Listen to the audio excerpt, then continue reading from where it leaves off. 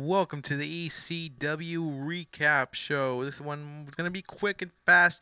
Make sure you pay attention on this because I might even lose myself on this. We started off the show big with Commissioner Foley, GM Foley, addressing all the Aftershock matches and RVD's status. And then we moved on to a big match right here between Vladimir Kozlov, which meant absolutely nothing. But it was a great match by the two guys right here, Vladimir Kozlov, James Storm. Only one of those guys had the match at the pay-per-view. It's a pre-show match between Storm and Robert Roode versus the Dudley Boyz. And right here is where it finished off. James Storm will deliver the super kick and win the match right there. Big win. After the match, he would get the mic and say to GM Foley, make sure you're paying attention to me because I am the future of your company. And me and Bobby Roode are taking this. And after that, we had some women's action with Lena and Tara, which would turn out to be a very good thing for Melina after the results. Cause she would pick up the win against Tara. But you'll see how she picked up the win. Tara, who will be facing Mickie James at the Aftershock pay-per-view for the ECW Women's Championship, suffered a huge loss against Melina, which would cost her dearly because Melina will become a number one contender for the Women's Championship because now at Aftershock, it will be a triple threat match for the Women's Championship between Melina, Mickie James, and Tara. Winner is the Women's Champion after that, and it's going to be a fun one Aftershock. And after this announcement, Mick Foley told just make sure you put on an entertaining match for the fans, and we'll be good. After that, we had Aries taking on Husky Harris. Husky Harris has been on a roll. Will take on the greatest man who ever lived, Aries, who had a little bit of choice words for Chris Masters, telling him that he's going to win the match, become the classic champion, and all this and that was it. And then Husky Harris made his way out. Husky Harris dominating since last week. He had two big matches last week, which he won. Aries, it looked like he was building that momentum. It looked like he was building everything up. It looked like he was about to win, but Chris Masters out of nowhere appears on the Titantron, tells Austin, look up here, look up here, look up here. I think he knew where this was going to go from here already.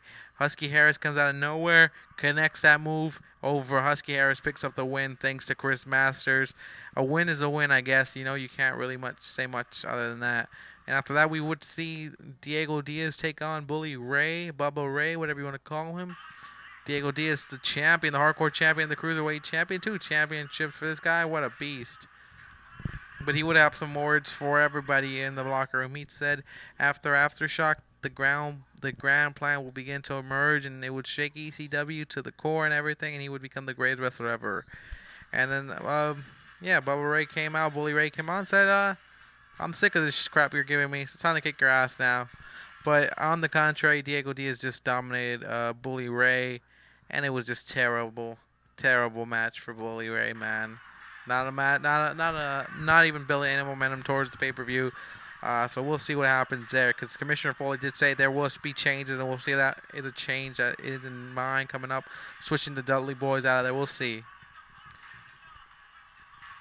And after that, we would have Samoa Joe and Nigel McGuinness, non-championship match. But Nigel McGuinness could win. It would be a big point improver to Samoa Joe, saying, I can take that championship away from you. But Joe, who right now has more on his mind than just a championship, he has Scott Steiner and the Legends on his mind. Who he will choose as his partner at Aftershock, which is going to be big. But Joe would pick up the win in this match. Joe was able to be too successful, man. And then after that, he would have some choice words, to the group of everyone, to Chris Masters and Aries, since those are the number one contenders. One of those is going to become the number one contender for his Classic Championship. But Hulk Hogan and the Legends, Scott Steiner and Ric Flair, would interfere and, as you see, beat down Samoa Joe right there and put him down right there. Joe just going like, what the hell's going on here? This isn't cool, man. And Scott Steiner sending a message, and now I think all we're doing is waiting to see who Samoa Joe picks as his partner, because Scott Steiner's either going to pick Flair or Hogan. We'll see who Joe can pick up out of nowhere, or if he'll pick someone out. We'll see.